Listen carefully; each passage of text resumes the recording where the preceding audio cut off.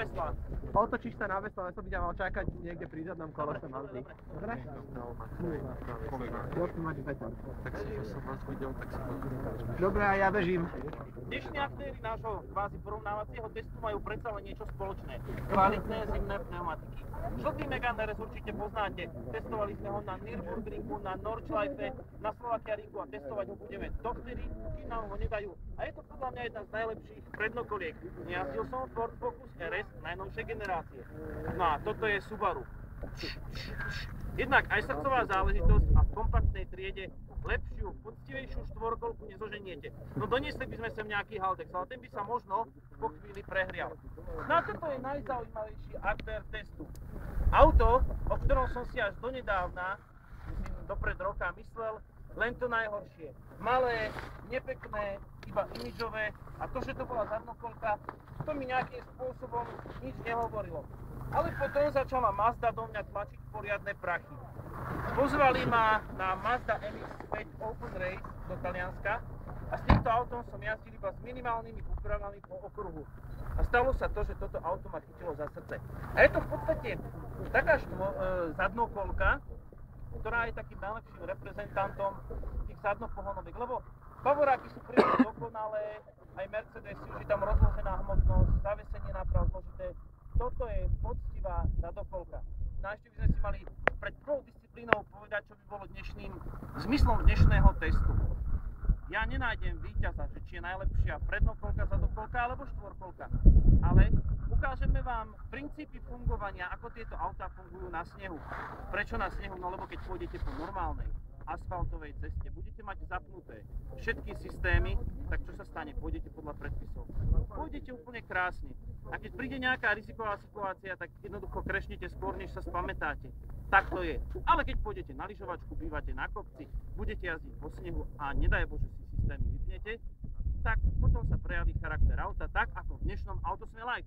Nasleduje prvá disciplína a to je tzv. Drag race, alebo trakcia v priamom smere.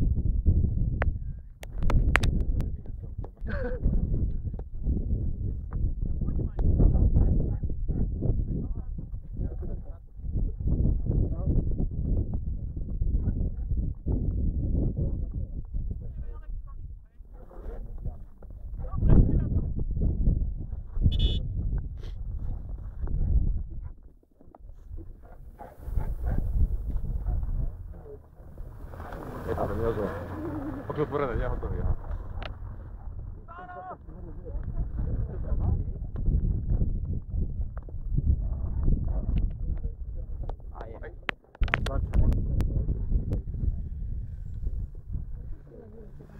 No? Čo, prídem. Dobre. Moje keď to vzdal, tak je head. Dal 50 kg do kufra. Vypnajte, nech je.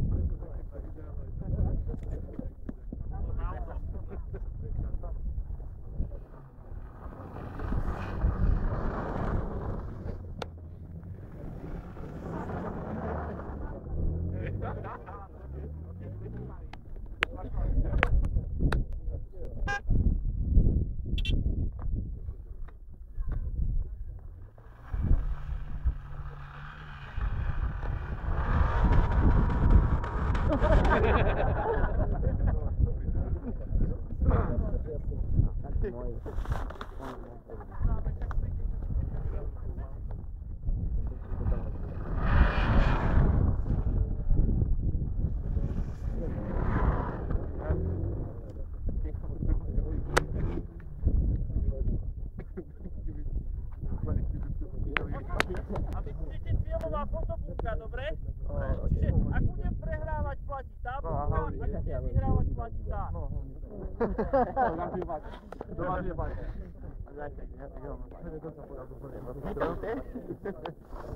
To nepočítam takou, že to bude aj do dvora live, to je taká relácia asi. Nepočítali ste, že bude toľko týchto Ľudí. Áno. No, Poďte tu dopredu si fotiť, ak chcete. Ja som mala predo mňa možno. to je taký zúma. Áno, áno, áno. Áno, je tak naše Volvo, to ešte lepšie. Keď sme ho mali. Mali tak tak.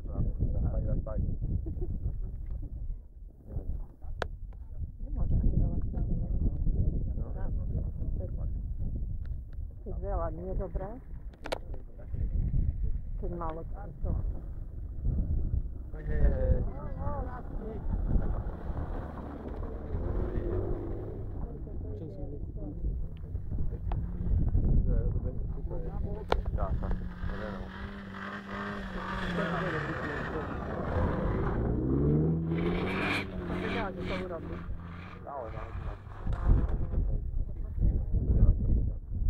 A to ty To super vyzerá, hej, teraz.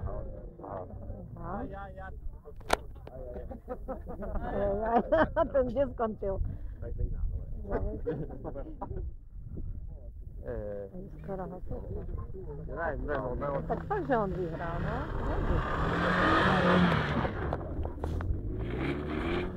Je to toto?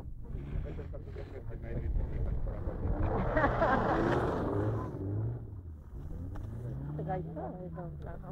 Hej, Ino má zadný motor, tak berie zadný. Áno, áno. To je jasné. Zas mu tam zavadzia. Ty nejdeš on sa ešte neližoval? Bravo! Ja sa neviem, či sa aj pôjdem, uvidíme. Mimo. Hej, to Megana. Není. Turuje. Saudika.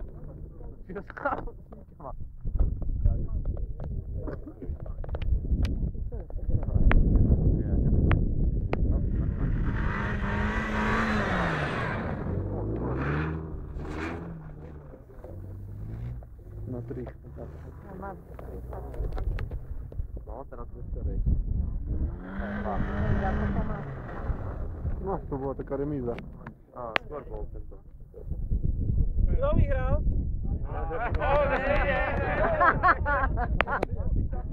Čo je? Vyhral. Ste mu zavádzali. Nie, ale ja som vyhral a ja som bol jasný, že som ešte raz, dobre. Ako prvýkrát som robil formu, že dobre, urobíme hodiny a tak a teraz... Idem sa tam. Dobre, spolu sa nebudem. Idem ja.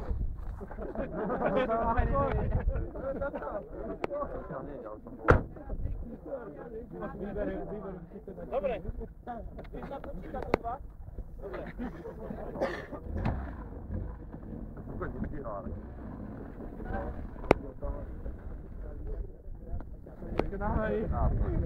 Nepáčili sa mi Megane do teba.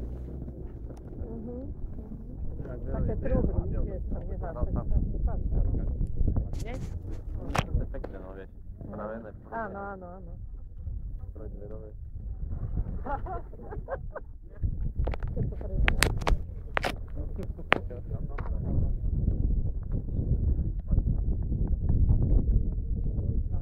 No, tu. Aha, určite nie. Nie? Slyší, no asi. Zerajú ten už. Počkaj, no teraz nie. Niekde sa mi zdá, že bude mať. Hej, No je rýchlejšie. keď rozbehne, to nie. Hej, áno. Keď rozbehne.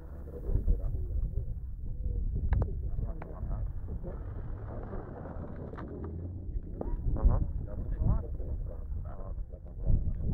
Ale máš sportový motor.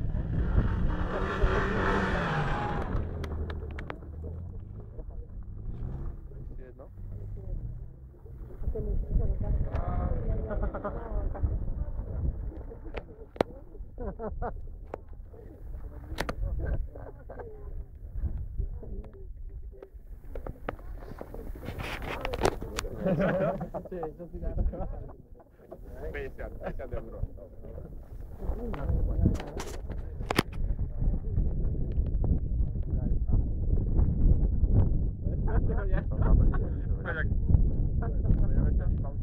nie, na całe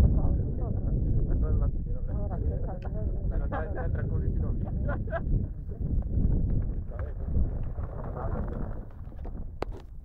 Nie?